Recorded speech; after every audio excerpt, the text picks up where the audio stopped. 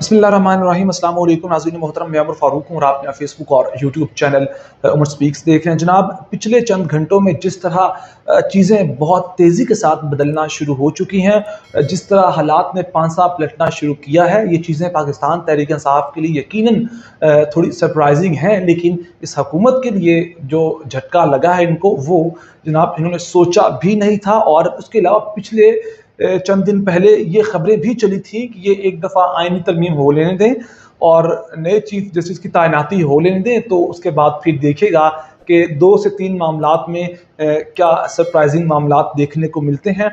और फिर उसके बाद कल रात यानी कि फैसल वावड़ा ने एक टीवी प्रोग्राम शो के अंदर कहा कि ये जो सब हो रहा है ये इंटेंशनली हो रहा है, ये सब प्री प्लान्ड है। यानी कि उनके कहने का मकसद था कि चीज़ें हमारे यानी कि जो एक प्लान था उसके मुताबिक चल रही हैं, बिल्कुल भी इधर उधर नहीं हुई। और फैसल वावड़ा किन की बोली बोलते हैं आपको पता है। तो जनाब, अगर आपने मेरे चैनल को अभी तक सब्सक्राइब नहीं किया तो रिक्वेस्ट है कि प्लीज़ चैनल को सब्सक्राइब कर लीजिए, बेल आइकन पर क्लिक करें ताकि आपको बर वक्त मेरी वीडियोज़ मिलती रहें। अब यहाँ जनाब सबसे पहली जो खबर वो है, बुशरा बीबी आज उनकी रिहाई हो चुकी है। और जब तक हो सकता है आपको ये वीडियो मिले तो उनको उनके अहले खाना, रिश्तेदार और पाकिस्तान तहरीक इंसाफ के लोग अडयाला जेल पहुंच चुके हों ले जाने के लिए। तकरीबन 1 साल बाद उनकी रिहाई हुई। और अब जो बड़ी खबर आ रही है वो है इमरान खान के दीदार की, जो आपने पढ़ा थंबनेल के अंदर, करे इमरान खान का दीदार। एक तकरीबन 2 से 3 हफ्तों के बाद इमरान खान की किसी इंसान से मुलाकात होगी, क्योंकि उस दौरान कोई किसी से मुलाकात नहीं हुई, न बातचीत हुई है, 10/5 के सेल में रखा हुआ है। लेकिन अब जनाब सरदार इसहाक जो हैं, जस्टिस सरदार इसहाक इस्लामाबाद हाई कोर्ट के, उन्होंने कहा है कि इमरान खान को 3 बजे पेश किया जाए अदालत के अंदर। तौहीन अदालत का केस है। उन्होंने कहा कि जिस तरह के सिक्योरिटी के इंतजाम करने हैं करें, लेकिन इमरान खान को 3 बजे यहाँ पेश करें। अगर इमरान खान को यहाँ पेश ना किया गया तो फिर तौहीन अदालत लगेगी और हम जनाब फिर पकड़ेंगे जो हैं इस चीज़ के जिम्मेदार, उनको हम देखेंगे। अब जनाब मामला कुछ ऐसे होने जा रहे हैं कि इसी दौरान जब सब ये सब कुछ चल रहा है, दूसरी जानिब अब हुकूमत कह रही है कि डील हो गई है। क्यों डील हुई है? कुछ चीज़ें हैं जो पाकिस्तान तहरीक इंसाफ की तरफ से थोड़ी सरप्राइजिंग हैं, जो होनी नहीं चाहिए थी लेकिन हो रही हैं। सबसे पहले जनाब पाकिस्तान तहरीक इंसाफ ने तरमीम पर कोई ख़ास शोर नहीं मचाया, वरना शोर मचा था कि एहतजाज होगा। लेकिन वही जो 3rd या 4th टियर लीडरशिप कारकुनान वगैरह मैसेजेस सोशल मीडिया पे पोस्ट लगा रहे थे कि एहतजाज होगा, तो उस दौरान कुछ भी नहीं हुआ। हालांकि होना चाहिए था।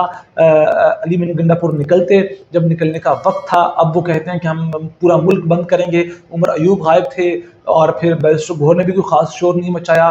बस इतना हुआ कि ये जनाब पार्लिमान में नहीं गए वोट डालने, ना ही उस कमेटी के अंदर और ना ही जनाब वो सेनेट के अंदर इन्होंने वोट डाला है। फिर उसके बाद जनाब सबसे बड़ी बात ये कि इस दौरान अमेरिकी कांग्रेस जो है, उनके जो ईमानी नुमाइंदगान हैं, उन्होंने जनाब एक बहुत बड़ा मामला किया है इमरान खान के हक में। और उन्होंने कहा कि इमरान खान को फ़ौरन रिहा किया जाए। सदर बाइडन को उन्होंने ख़त लिखा है। तो एक इनका ख़त लिखना अमेरिकी कांग्रेस के जो ईमानी नुमाइंदगान हैं कि जनाब यहाँ डील नहीं, डंडे की बात की जा रही है कि बाहर से बहुत ज़्यादा प्रेशर है। और शायद इसी चीज़ का इंतज़ार किया जा रहा था कि जो बड़े बड़े प्रोजेक्ट्स हैं, जैसा कि ये आईनी तरमीम हो जाए, अदलिया को बांध दिया जाए, टूथलेस कर दिया जाए, और फिर उसके बाद ये चीफ जस्टिस भी हमारी मर्जी के लग जाएं, तो फिर हम इन मामलात को, प्रेशर को थोड़ा कम करने के लिए थोड़ी ढील दे देंगे।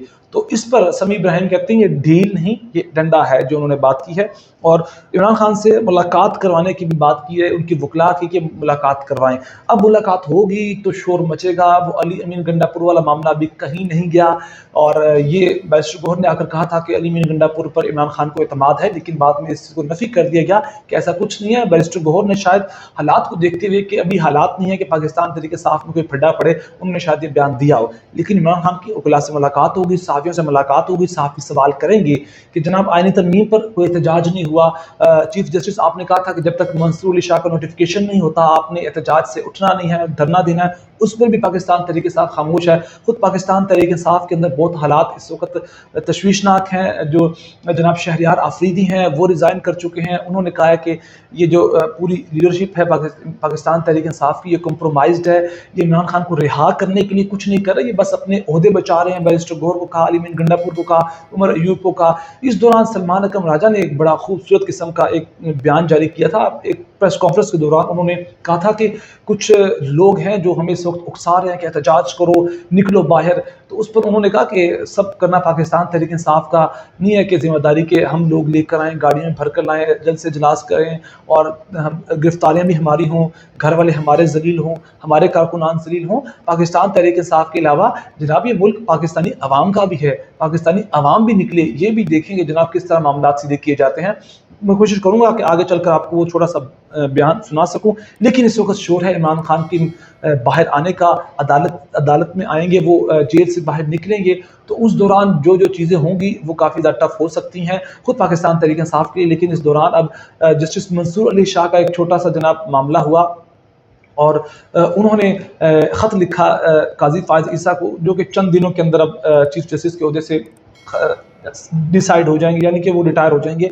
और जनाब उन्होंने काज़ी फ़ाइज़ ईसा को नया ख़त 23 अक्टूबर को लिखा। ख़त चीफ़ जस्टिस को बतौर सरबराह प्रैक्टिस एंड प्रोसीजर कमेटी लिखा गया था। उन्होंने कहते हैं कि आप कमेटी के अंदर बैठें, तो जस्टिस मंसूर शाह ने मखसूस बेंच में बैठने से माज़रत की और कहा कि पहले भी लिखा था, तरमीमी ऑर्डिनेंस पर फुल कोर्ट बैठने तक खसूसी बेंचेस का मैं हिस्सा नहीं बनूंगा। और जस्टिस मंसूर ने कहा कि लोग हमारे अमाल देख रहे हैं, तारीख हमें है जो वो कभी माफ़ नहीं करेगी। अब जस्टिस मंसूर शाह ये भी कहा जा रहा है कि वो जो आखिरी इशाया दिया जाएगा काज़ी फ़ाइज़ ईसा की जानिब से, फुल कोर्ट जो है रेफरेंस है उसमें वो जनाब नहीं आएंगे, वो उम्रे पे जा रहे हैं विद फैमिली। और बहुत सी चहमगोइयाँ चल रही हैं। जस्टिस शाहिया अफरीदी बिल्कुल तैयार हैं, उन्होंने एक अपना काम शुरू कर दिया है, जो कि चीफ जस्टिस इनिशियल स्टेजेस में जो प्रोसेस करते हैं वो काम शुरू हो चुका है, एक्सेप्ट हो चुका है। इससे पहले खबरें जो कोर्ट रिपोर्टर्स थे वो बता रहे थे कि जनाब जिस दिन नॉमिनेशन होनी थी जस्टिस शाहिया अफरीदी की, 3-4 बजे करीब दोपहर को ही मामलात नॉमिनेट कर लिए गए थे, यानी कि नॉमिनेट कर लिया गया था जस्टिस शाहिया को। और उस दौरान जस्टिस शाहिया के चैम्बर में 10 से 12 जजेस जो थे वो गए, मुलाकात हुई। और उस मुलाकात के दौरान बहुत सी ऐसी चीज़ें हुई जिनके रिजल्ट्स अभी आना बाकी हैं, माह लग सकते हैं, हफ्ते लग सकते हैं, दिन भी लग सकते हैं। वो कहते हैं जब ये मुलाकात हुई तो जनाब उस दौरान ये भी फैसले हुए कि जिसको भी अपॉइंट किया जाता है, 3 लोग थे, जस्टिस मुनीब थे, जस्टिस मंसूर और जस्टिस याहिया थे, अगर इनमें से किसी को भी उन्होंने नॉमिनेट करना है तो सबसे पहले ये बात ये है कि वो नॉमिनेशन से इनकार नहीं करेगा, वो ओहदे को कबूल करेगा। और जस्टिस मंसूर, जस्टिस मुनीब इस्तीफ़ा भी नहीं देंगे, क्योंकि इस वक्त हुकूमत की ये भी इस वक्त कुछ ख्वाहिशें हैं अंदरूनी मामलात के अंदर कि अब जबकि हमने जस्टिस शाहिया को बना दिया है तीसरे नंबर से उठा के पहले नंबर पर चीफ जस्टिस, तो अब बनता तो यही है कि इखलाकन ये इनकी शिकस्त है जस्टिस मंसूर, जस्टिस मुनीब की, तो इनको रिज़ाइन कर देना चाहिए। यानी कि ये एक तीर से 2 शिकार करना चाहते हैं कि ये समझते हैं कि शायद हमारा बंदा हमारी मर्ज़ी का आ गया और अब जो जिनसे ख़तरात हैं इनको कि निज़ाम में रहे तो मामला ख़राब करेंगे, वो भी रिज़ाइन दे जाएँ। लेकिन बहरहाल भुट्टो ने इस पर अब मामलात कुछ और भी क्लियर किए हैं। उन्होंने कहा कि ये तो हम चाहते ही नहीं थे कि जस्टिस शाहिया बने, हम तो जस्टिस मंसूर का नाम लिया था। और फिर JUIF के लोग भी कह रहे हैं देखिए जी हमने तो इनको कहा था लेकिन इन्होंने हमारी नहीं मानी। तो ये मामलात है,